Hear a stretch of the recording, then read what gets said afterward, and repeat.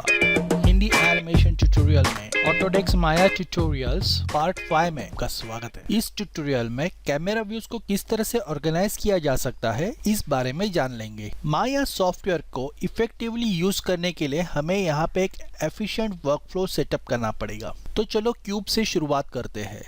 मैं यहाँ पे एक क्यूब क्रिएट करता हूँ और इसके लिए मैं पॉलीगॉन शेप में से इस क्यूब आइकॉन की मदद ले रहा हूँ। ठीक है, इसके बाद स्मूथ शेड ऑन करने के लिए मैं कीबोर्ड पे 5 प्रेस करता हूँ। अल्ट की प्रेस कर mouse right click and drag करते हुए मैं जूम आउट होता हूँ और मैं स्पेस बार टैप कर इस सिंगल व्यू को 4 व्यूज में डिवाइड कर लेता हूँ। तो अब हम यहाँ पे 3 ऑर्थोग्राफिक और एक पर्सपेक्टिव व्यू देख पा रहे हैं। पहले मैं इन 3 ऑर्थोग्राफिक व्यूज को बराबर जूम इन कर लेता हूँ और इसके लिए मैं alt plus right mouse click and drag का इस्तेमाल करता हूँ। ज्यादातर मॉडलिंग आर्टिस्ट काम करते वक्त इन चारों व्यूज का बारी बारी से इस्तेमाल करते हैं, लेकिन अगर आप चाहो तो इसे भी एडिट कर सकते हो। इसके लिए आप व्यूज के हॉरिजॉन्टल एज पे क्लिक एंड ड्रैग कर सकते हैं और उसी प्रकार से व्यू के वर्टिकल एज पे भी क्लिक एंड ड्रैग कर इसे एडजस्ट कर सकते हैं। इस प्रकार से वर्टिकल और हॉरिजॉन्टल स्लाइडर के मदद से हम व्यू पोर्ट को जिस तरीके से चाहिए उस तरीके से एडजस्ट कर सकते हैं।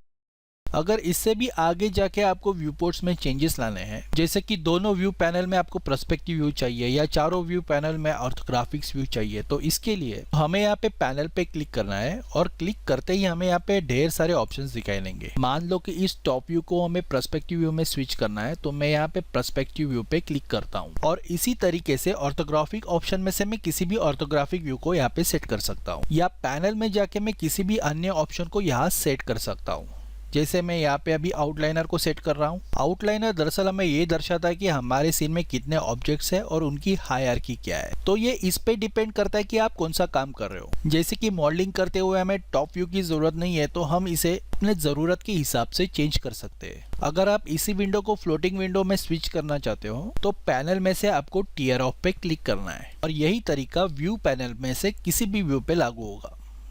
जैसे यहाँ पे हम पर्सपेक्टिव व्यू को टियर ऑफ कर रहे हैं, तो पर्सपेक्टिव व्यू भी अलग से हमें फ्लोटिंग विंडो में मिल रहा है। तो इस प्रकार से जो वर्कफ्लो आपको सूट करता है वो वर्कफ्लो आप कैमरा व्यूज ऑप्शन के जरिए यहाँ पे सेट कर सकते हो। तो एक एग्जांपल था। अब नेक्स्ट ट्यूटोरियल में हम ऑब्जेक्ट ट्रांसफॉर्मेशन के बारे में जान लेंगे। इनके बारे में हम नेक्स्ट लेक्चर में विस्तार से जान लेंगे, लेकिन इसके लिए आपको मेरा चैनल सब्सक्राइब करना होगा। हिंदी एनिमेशन ट्यूटोरियल के साथ जुड़े रहने के लिए धन्यवाद। आपका दिन शुभ रहे।